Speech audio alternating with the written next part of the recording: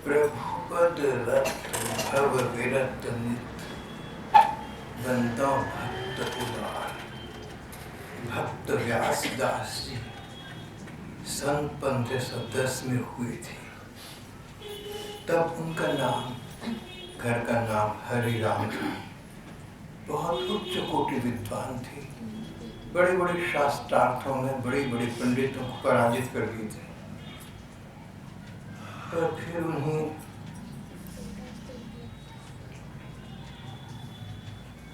स्वप्न में एक महात्मा ने कहा कि देखो, अध्ययन का लाभ दूसरों को पराजित कर देना नहीं है। विद्वत्ता और ज्ञान होना बहुत अच्छी बात है, पर विद्वत्ता और ज्ञान को आयुध बनाना, इनको अपना आयुध बनाकर दूसरों को पराजित करना, ये तो अच्छी बात नहीं है। सब धर्म शास्त्रों का सार भगवान के चरणों में प्रेम होना है। ज्ञान और विद्वत्ता का लाभ भगवत प्रेम प्राप्त करने में है, किसी को पराजित करने में नहीं है। व्यासदास जी को स्वप्न में किसी महात्मा ने ये बात बताई, उन्हें ये बात समझ आ गई और वो सब छोड़ छाड़ कर ऐसे संस्कार जागे।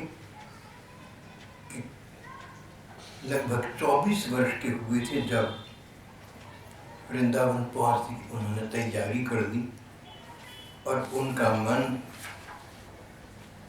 मन कहने लगा कि शीघ्र से शीघ्र मैं अपने घर चला जाऊं। भगवान श्री कृष्ण का धाम ही मेरा घर है। भगवान के दृश्य धाम वृंदावन में जाऊंगा तो वहां रहकर साधना करके उनके दिव्य धाम में मुझे स्थान प्राप्त हो जाएगा। वृंदावन जाने की कलक जाग उठी।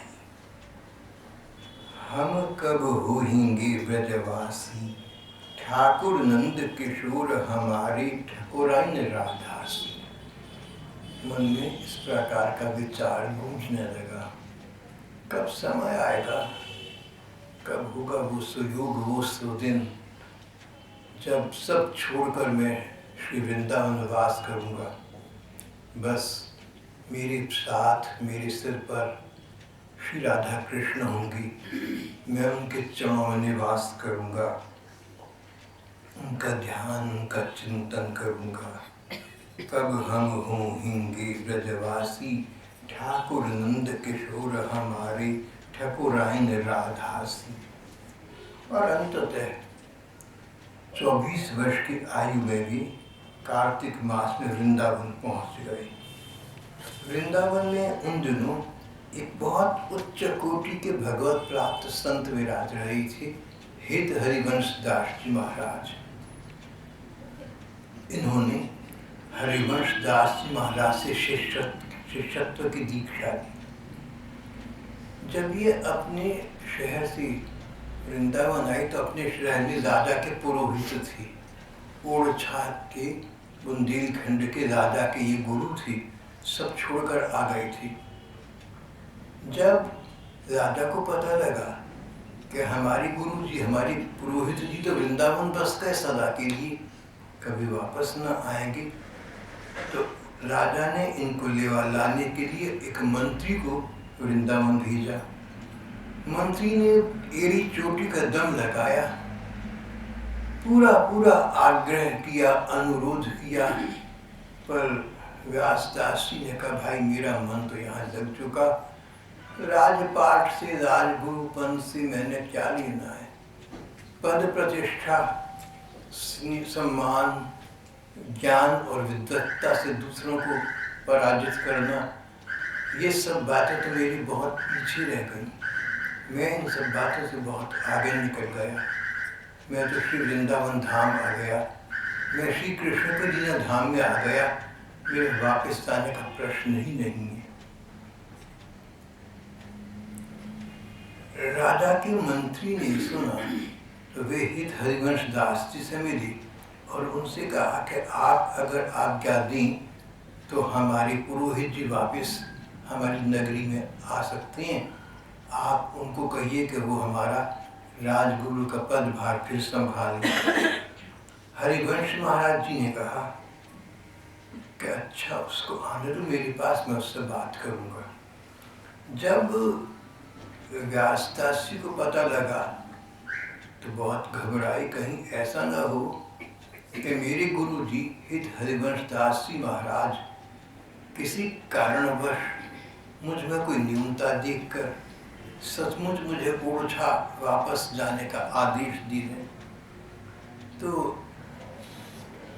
ये पूरा घिसकर मुख पर पोत लिया और एक गधा साथ कर दिया। किसी ने कहा, ये क्या शक्ल बनाई तुमने? बोले, जिन संत की शरण में आया था, जिनके चरणों में आकर मैंने वृंदावन का वास पाया, वे ही मुझे बाहर जाने की आज्ञा देने वाली हैं। तो मेरे में कोई ऐसी कमी होगी, कोई ऐसी न्यूनता होगी जो वृंदावन मुझे सदा के लिए स्वीकार नहीं कर रहा है। ऐसी स्थिति में अपना मुंह काला करना और गधे पर बैठना मेरे लिए उचित ही, मैं योग्य इसके हूँ, ये कहकर रो पड़े। जब ये बात इनके गुरुदेव को पता लगी, हित हरिवंश दास जी महाराज तक पहुंची, वे गदगद हो गए। बोले, मैं उस बड़े भाग्य से वृंदावन छोड़ने के विषय में एक शब्द भी न कहूँगा, व्यर्थ ही मैंने उसके प्रेमी भक्त हृदय को क्लेश दिया। ये समाचार सुनकर व्यासदास जी महाराज ने मुंह धोया और श्री गुरु जी के चरणों में आकर प्रणाम किया। हित हरिवंश दास जी ने इन्हें हृदय से लगा लिया। बोले, भैया, वृंदावन वास तेरे ऐसे जनों का ही सार्थक है। मंत्री जी का आग्रह बना हुआ था, राजा ने आज्ञा दी है तो मंत्री का काम है उस आज्ञा का अनुकूलन करना।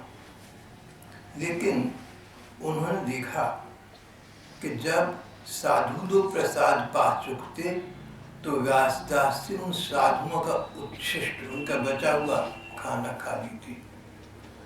व्यासदास जी की एक तो श्रद्धा थी इस बात में कि जो साधु संत विरक्त होकर वृंदावन वास कर रहे हैं, उनकी सीध, उनका उत्कृष्ट, उनका जूठन खाने से मुझे लाभ होगा। एक तो सिद्धांत था। दूसरे मन में ये भी था कि जब मंत्री जी देखेंगे कि मैं अपने राजगुरुपन के भाव से हट चुका, राजगुरु को तो सबसे ऊपर होना चाहिए, किसी को जूठन क्यों खाएगा? तो मंत्री का मन बदलेगा। और यही हुआ। मंत्री जी ने राजा मधुकर शाह को पत्र लिख दिया और बताया कि हमारे राजपुरोहित अब राजा के पुरोहित होने योग्य नहीं रहे, वे तो साधु संतों की जूठन खाने लगे हैं। उन्होंने तो अपने को बहुत गिरा लिया है।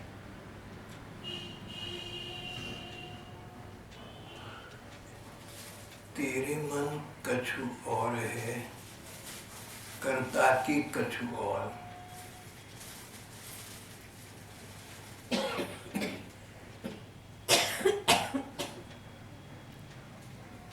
व्यासदास जी साधुओं की जूठन खाती थी, इसलिए कि इसे ठीक समझती थी। और अब इसलिए कि मंत्री जी देखेंगे तो उनका मन फिर जाएगा। राजा को लिखेंगे कि हमारे गुरु तो चेला बनने के योग्य भी न रहे, ये तो गिर गए अपने पद प्रतिष्ठा से। राजा का गुरु साधारण साधु की जूठन खाए, इसमें तो राजपद का, गुरु पद का अपमान हो गया। सो भी हो गया। मंत्री जी ने ऐसा ही समझा, राजा को लिख दिया। लेकिन राजा के मन पर प्रभाव उल्टा पड़ा। राजा ने सोचा कि अगर हमारे गुरुजी अब वृंदावन के सड़क चलते फिरते साधु महात्माओं की जूठन खाने लगे हैं तो अवश्य ही वो भगवान के प्रेम के ऊंचे स्तर को प्राप्त हो गए।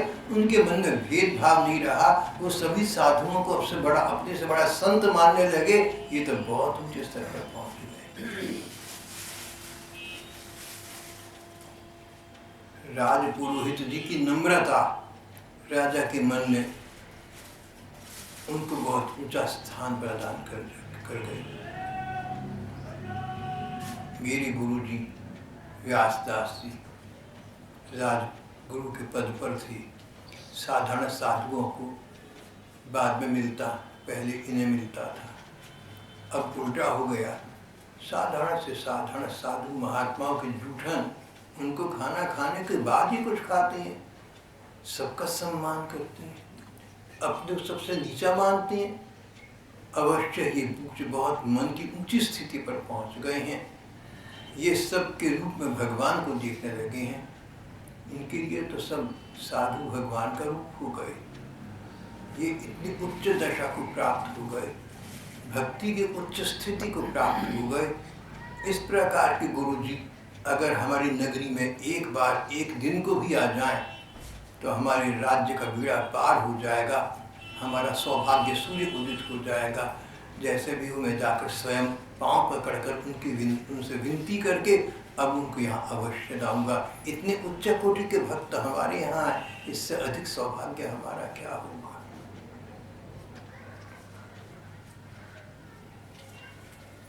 राजा मधुकर शाह वृंदावन पहुंचे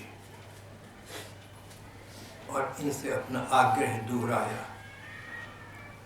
कई महात्माओं ने कहा कि व्यासदास जी, जब राजा का आपके प्रति इतना स्नेह, इतना सम्मान और इतना आदर का भाव है और एक दिन के लिए कह रहे हैं आपको ले जाएंगे, आपको छोड़ जाएंगे, तो एक दिन के लिए आप चले जाएं, क्या इसमें आपत्ति है।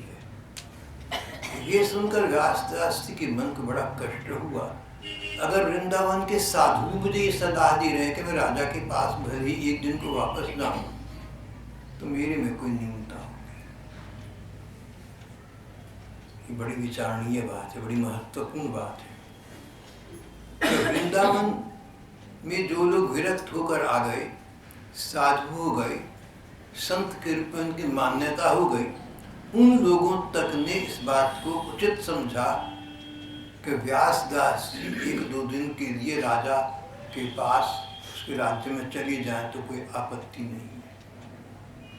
लेकिन इससे अधिक महत्वपूर्ण बात ये कि व्यासदास जी ने सोचा अवश्य ही वृंदावनवासी साधु संतों ने मेरे में कोई न्यूनता देखी है, मेरे मन में कहीं छिपी हुई सम्मान की कामना है, मेरे मन में कहीं सम्मान की कामना छिपी है, मेरे मन को मेरा पता नहीं है। अवश्य ही मेरा मन चाहता है लोगों को पता लगे कि देखो जी राजा साहब आकर लेकर गए, अपने गुरु पद पर स्थापित करा और मेरा राजा की नगरी में सम्मान हो। मेरे मन में कहीं ना कहीं अपनी प्रतिष्ठा की वासना छिपी है, मैं बहुत गया बीता हूँ, मैं बहुत गिर गया। तभी तो गुरु जी ने मुझे पहले कहा था, तभी तो गुरु जी ने मुझे कहना था तो चला जा। फिर उन्होंने मेरी भावुकता देखकर मुझे नहीं कहा, अब साबित हो गया मुझे तभी जाना चाहिए था, मैं ऐसे योग्य नहीं हूँ। व्यासदास जी को जब जाने के लिए विवश किया गया तो उन्होंने अपने को मन ही मन ऐसा माना कि मैं प्रतिष्ठा का भूखा हूँ, कहीं ना कहीं अंतर मन में मेरी ये वासना छिपी है, इसलिए भगवान ने ये विधान किया है। उन्होंने ऐसा नहीं सोचा कि साधु इतने गए भीतर दुनियादार है कि देखो राजा का हक लेकर मेरे से उसके हक में बात करने लगे। बोले भैया ठीक है, राजा का भी यही कहना है, वृंदावनवासी साधुओं का भी यही कहना है, सबकी इच्छा मानकर आज्ञा मानकर मुझे चलना चाहिए। राजा पालकी लेकर आया था, इनसे कहा कि आप पालकी में बैठिए, पालकी में विराजिए, आपको लेकर चलेंगे। तो बोले राजन जब चलना ही है तो मैं कुछ अपने भाई बंधुओं से मिलता जाऊँ, अपने रिश्तेदारों से मिलता जाऊँ। राजा कुछ समझ तो ना आया, इनके कौन से भाई बंधु यहाँ पर हैं, ये तो सब इसको छोड़कर वृंदावन आए हैं। बेटी जैसी आपकी इच्छा महाराज, भाई बंधु जो भी हैं आप उनसे मिल लें। व्यासदास जी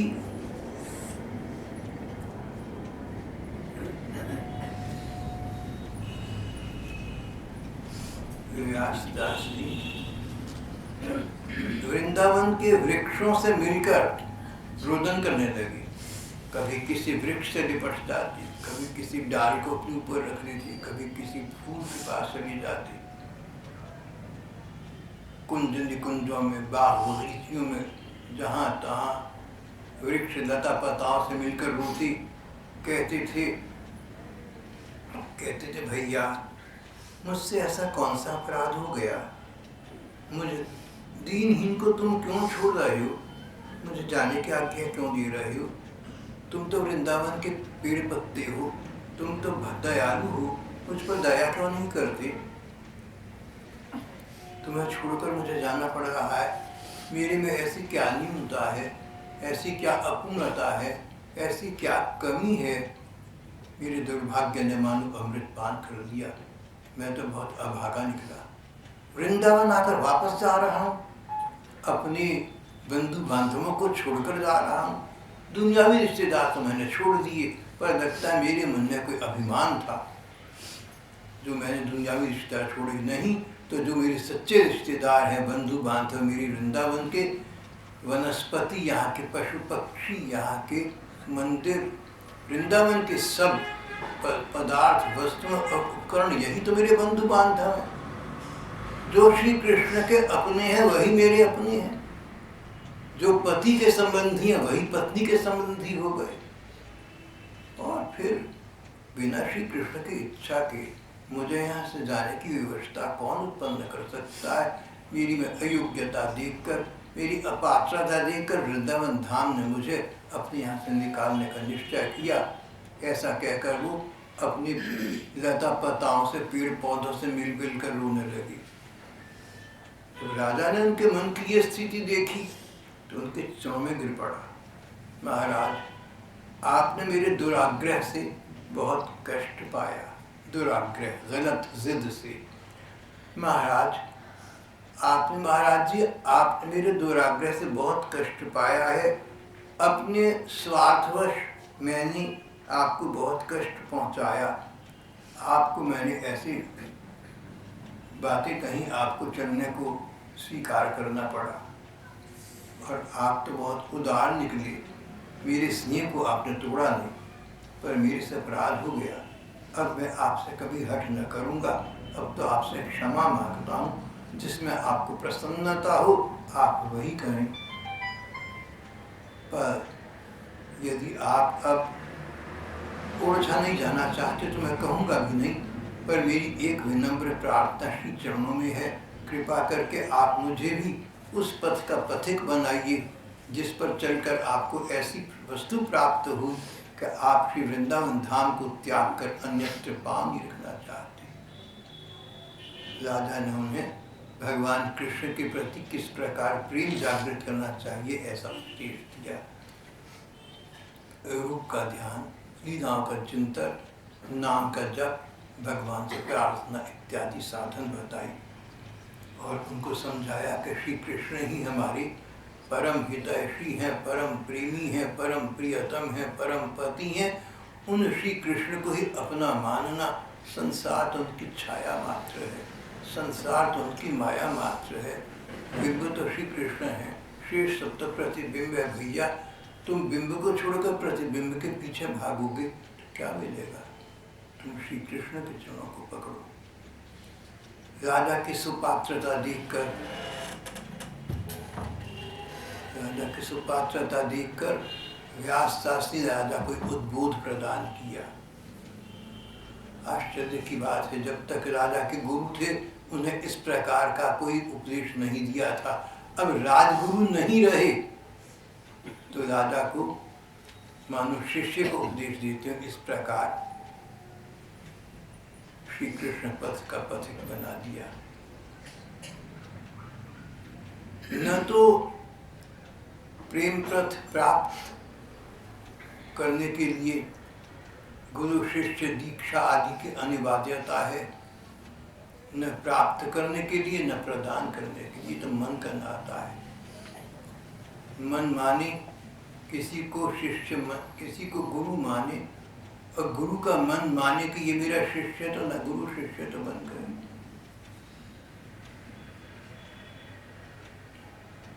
मैंने एक पत्रिका में एक बार एक बात पढ़ी थी, मुझे बहुत जंची थी। उसमें लिखा था कि अगर एक पति पत्नी का मन एक दूसरे से अलग हो जाए और दोनों संबंध विच्छेद के लिए निर्णय कर दें, डाइवोर्स के लिए कहें कि हम अप्लाई कर देते हैं, तो कचहरी उन्हें जब संबंध विच्छेद की आज्ञा देगी तब तो अलग बात है, पर संबंध विच्छेद तो उनका तभी हो गया जब दोनों के मन ने मान लिया। कचहरी तो कानूनी कार्रवाई रह गई। इसी प्रकार इसकी प्रतिकूल स्थिति भी ठीक है। अगर एक कन्या और बालक, अगर एक पुरुष अपने मन ही मन किसी महिला को अपनी पत्नी मान ले और वो महिला मन ही मन उस पुरुष को अपना पति मान ले, तो पति पत्नी तो मन से हो ही गए। अब समाज की दृष्टि से उनका विवाह हो न हो सो तो एक सामाजिकता मात्र रह गई, पर वास्तव में जब दोनों के मन ने मान लिया तो वो जो पुरानी एक बुजुर्ग कहावत बोला करते थे, मियाँ बीवी राजी तो क्या करेगा काजी। अरे जब दोनों के मन मिल गए तो मैं और तुम बीच में कौन है? संबंध मन का है। अब राजा और व्यासदास जी का मन का संबंध हो गया था। राजा ने व्यासदास जी के मन को समझा, ये भक्ति के उच्चतम स्तर पर पहुंच चुके हैं, अगर ये मुझे शिक्षा देंगे तो मेरा भी बेड़ा पार हो जाएगा, मैं इनका शिष्य बन जाऊं, सच्चे अर्थों में शिष्यत्व ग्रहण कर लूं, सरकारी तौर पर नहीं, कानूनी तौर पर नहीं, मानसिक स्तर पर, आध्यात्मिक स्तर पर, वास्तविक स्तर पर। और व्यासदास जी के मन ने कहा कि राजा सचमुच श्री कृष्ण के पथ का अनुगामी होना चाहिए, तो जो मुझे पता है मुझे इसको बता देना चाहिए। तो जब राज गुरु का पद त्याग दिया, उसके बाद इन्होंने राजा को एक शिष्य के रूप में श्री कृष्ण प्रेम पथ की शिक्षा प्रदान की। जब राजपुरोहितानी ने देखा, जब व्यासदास जी की पत्नी ने देखा कि मंत्री जी की बात मेरे पति देव ने नहीं मानी, वापस आ गए, स्वयं राजा गए, पति देव वापस नहीं आए, राजा वापस आ गए, तो वो पत्नी इनके पास स्वयं पहुंची, इनके चरणों में गिर पड़ी और उसने कहा, जिस प्रकार की आप आज्ञा देंगे मैं वैसा ही जीवन यापन करूंगी, आप मुझे भी अपने पथ का पथिक बना लें। लगता है कि पत्नी के बड़े अच्छे संस्कार थे, वो भी श्री कृष्ण प्रेम की पथिक बन गई और इन्होंने उसको दीक्षा देकर उसका नाम वैष्णव दासी रख दिया और वृंदावन अपने पास रहने की अनुमति दे दी।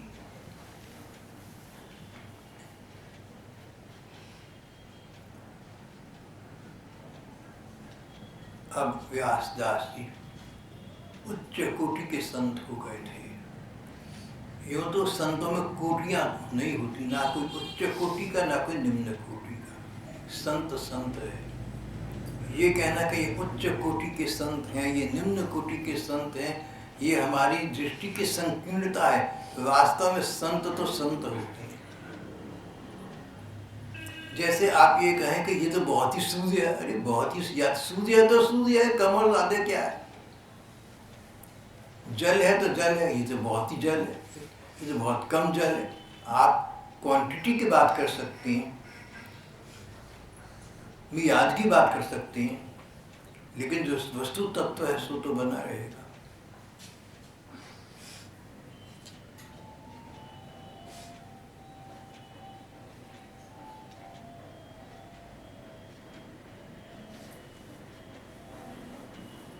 एक माता जी थी, वो मेरे पास पुरानी बात है, एक रेडियो लाइन, थोड़े दिन आप रख लें फिर मैं ले जाऊँगी। थोड़े दिन के बाद आई तो मैंने उनको वो रेडियो वापस किया, तो उनकी लड़की कहने लगी कि आप थोड़े दिन और रख लें। मैंने कहा फिर क्या हो जाएगा? बोली ये प्रसादी हो गया ना आपका, थोड़ा सा और प्रसादी बन जाएगा। तो उसके भोलेपन पर सब लोग बहुत हंसे। अरे अगर कोई वस्तु प्रसाद है तो बहुत प्रसाद और कम प्रसाद के प्रसाद तो प्रसाद है। इसी प्रकार संताई अपने आप में एक परिपूर्ण तत्व का नाम है। इसमें हम कहें उच्च कोटि के संत या निम्न कोटि के संत, ये हमारे अपने मापदंड हो सकते हैं, पर वास्तव में संत का मतलब जिनके हृदय में भगवान का मंदिर बन चुका, जिनके मन में भगवान का निवास है और जीव मात्र के प्रति जिनकी भगवत दृष्टि है, वही संत है। फिर उनका स्वभाव भी इसी प्रकार का बन जाता है जिसमें ये गुण स्थापित हो जाते हैं। कथाकार कहती कि भगवत प्रेमी संतों का एक गुण ये है कि उनको क्रोध किसी पर नहीं आता।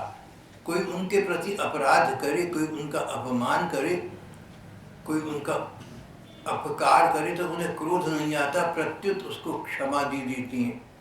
एक बार इनके पास एक साधु आया, बहुत भूख लगी है, शीघ्र भोजन कराओ। इन्होंने कहा बस ठाकुर जी का भोग लग रहा है, उसके बाद अब प्रसाद दिए।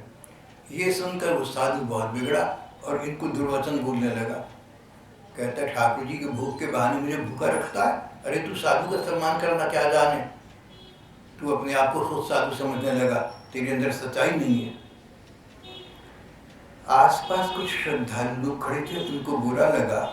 वे उस साधु को मना करने लगे कि व्यासदास तुम ये क्या बात करें, तो बहुत संतों का सम्मान करने वाली हैं, ठाकुर जी का भोग लग रहा है, एकदम मिल जाएगा आपको। ठाकुर जी का भोग लगने से पहले तो आप खाएंगे भी नहीं।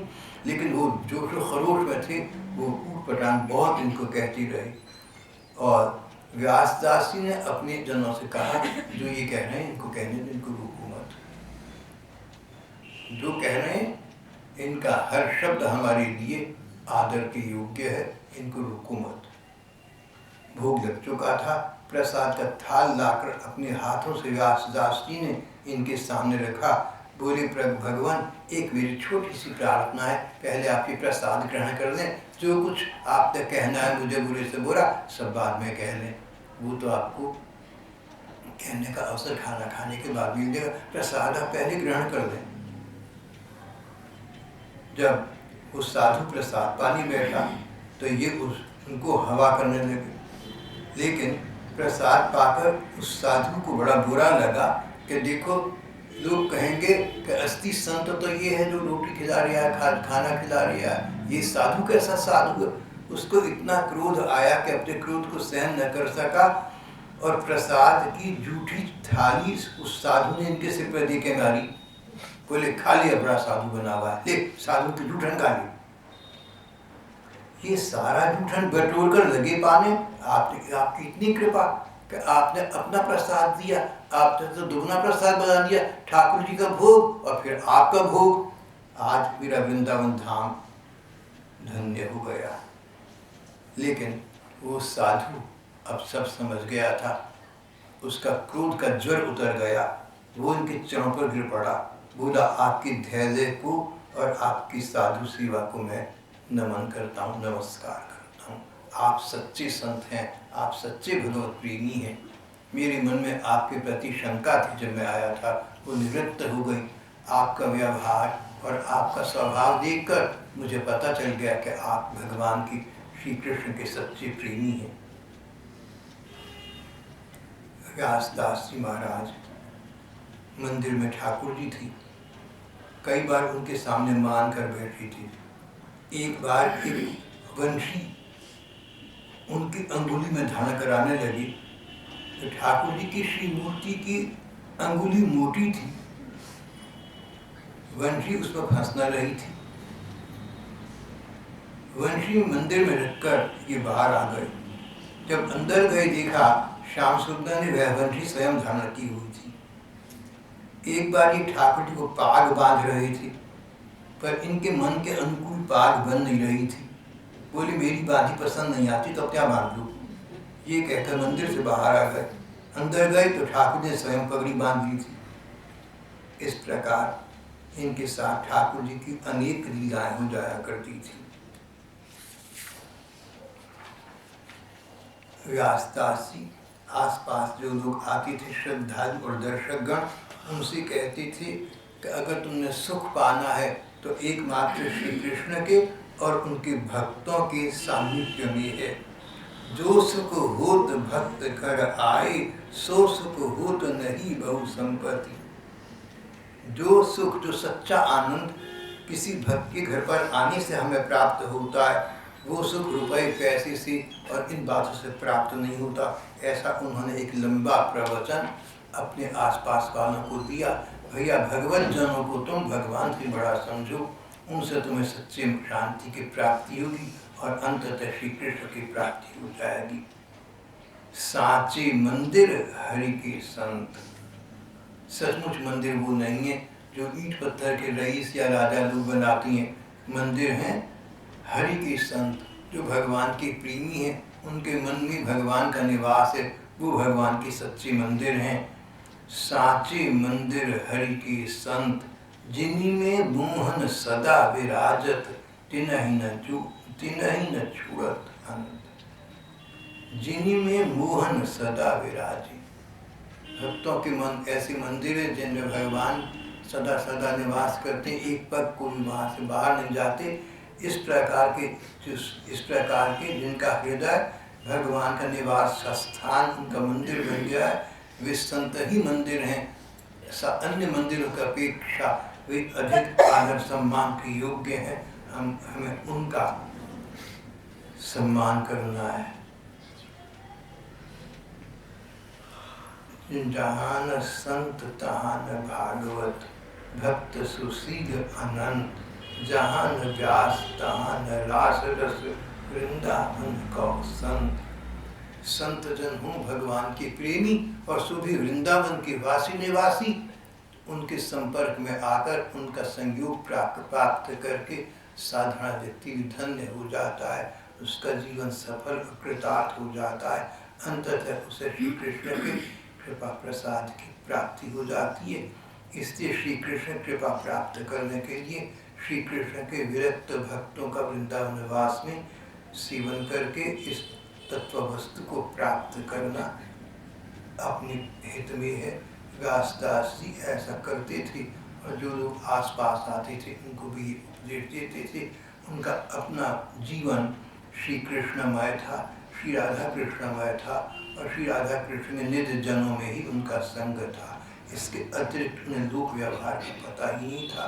पूरा जीवन श्री राधा कृष्ण के प्रति इस प्रकार की तन्मयता यापन करके अंततः मानो उन्हीं के चरणों में उन्होंने कभी स्थान प्राप्त कर लिया।